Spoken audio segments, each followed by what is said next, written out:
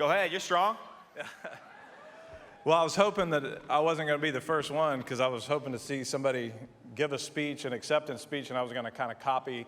And there's no words up there, so I can't read anything. I'm kind of just winging this. But Chris, I don't know where you are, can't see anything. Thank you for a great introduction. And of course, Robert L. Keane is my absolute favorite.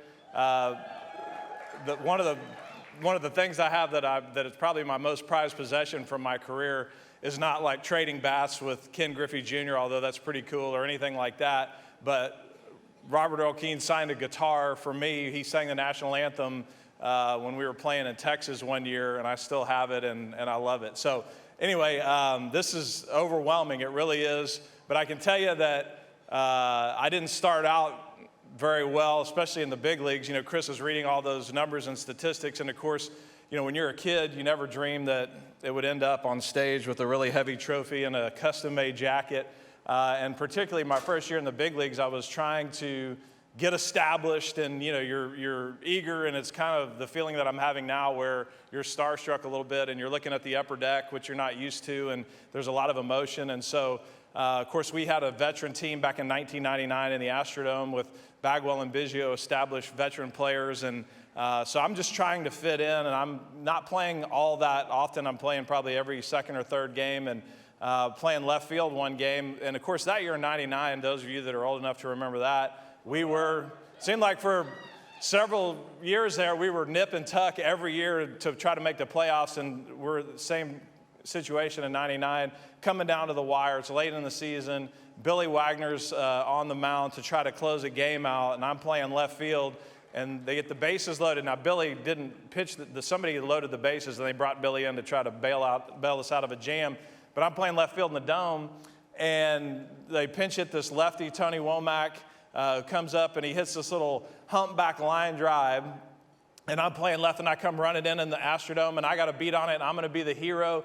And I go diving for this thing, and I miss it by probably 10 feet. I mean, it was an ill-advised dive, and the ball bounces, and it goes into the corner for what at that time was inside the park grand slam. I'm not sure that that's ever happened before. I think maybe one other time in the history of the sport. So inside the park grand slam, I have a huge rug burn, you know, on my arm.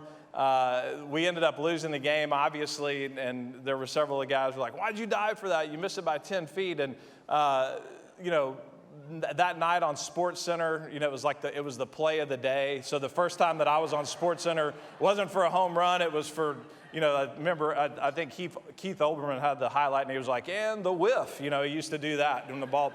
And so anyway, that wasn't bad enough. I get a call the next day, and it was a weird number, so I let it go to voicemail, and it was a buddy of mine. He goes, "Hey, I'm in France, and you'll never believe what the world play of the day was on CNN." So it didn't start out great, but fortunately, you know, obviously it worked out well, and the main reason is because of my great teammates that I got a chance to play with. Everything else, and I know all these athletes that come up here, and by the way, I'm very honored to be included with Warren and Cynthia in this class. But all that they'll tell you that it's not about the numbers, it's not about the wins and losses, it's about the people. And that's what I cherish about my career is my great teammates and friends that I've made in the game. That's what I love about the city of Houston. How's the weather? Not good. How's the traffic? Not good. You know, is it a pretty city? No, not really. It's pretty flat. But what's great about it is the people here are the best. I mean, they truly are.